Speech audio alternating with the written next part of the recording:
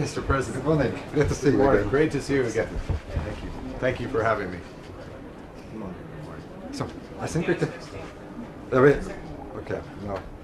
Well, actually, as we were looking back in our calendars, exactly 10 years ago, the decision in Warsaw Summit was taken about the Canada's leading nation in Latvia, and I think that those 10 years have been great. I just wanted to thank you and Canada and the people of Canada for great partnership, your contribution, and also all the latest decisions that have been taken. And we were also very happy to join your initiative on the Bank for Defense, Security and Resilience. I think that those steps that we are taking jointly and also in NATO are extremely important for all our security. But Prime Minister, one more time, thank you. And I think it's time to celebrate. One story I'm going to tell when the press is out, because I was the foreign minister and I remember the first meeting between the president and prime minister. I think Canadians were kind of unsure what they got into it at that point, but I think... Well, that's very tantalizing. You see, what's going to happen is I will go back, Mr. President, to Canada and I'll be asked about this story, so I will have to leave. Okay, I'll tell you and then you decide. But may I say, what a pleasure it is to meet again and with your colleagues, and you know, this is an important day. As you say, 10 years since the beginning of what we call have come to call Operation Reassurance. It's important that we're announcing the extension and the deepening of our commitment. So the extension to 2031 and the deepening of the Canadian presence as the head of the multinational force from around 2,200 troops to 2,600.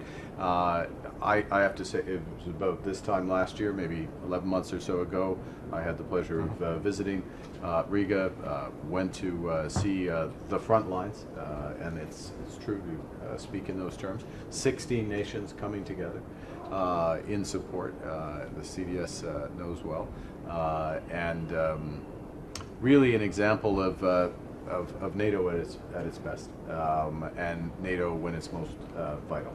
So that level of cooperation, but at a crucial point where we will determine the future of freedom, effectively, not just in Latvia, of course, first and foremost, but across the group. Et juste quelques mots en français. C'est un jour important pour le Canada, pour l'OTAN. C'est le renforcement de notre engagement pour votre pays et pour l'Alliance en entier, avec le renforcement de nos soldats, là, de environ 2600, en effet, soldats. It's important. We have many other things to discuss, and you kindly mentioned, and we're both founding members, and I'll finish with this, of the Defense, Security and Resilience Bank. And you know, one of the things that again is a strength of NATO is the ecosystem and working together, and of course a financial ecosystem, as well as our companies working together, and of course our troops serving alongside each other. So look forward to the meeting, and thank you again, Mr. President. Thank you. Thank you. Very good. Okay.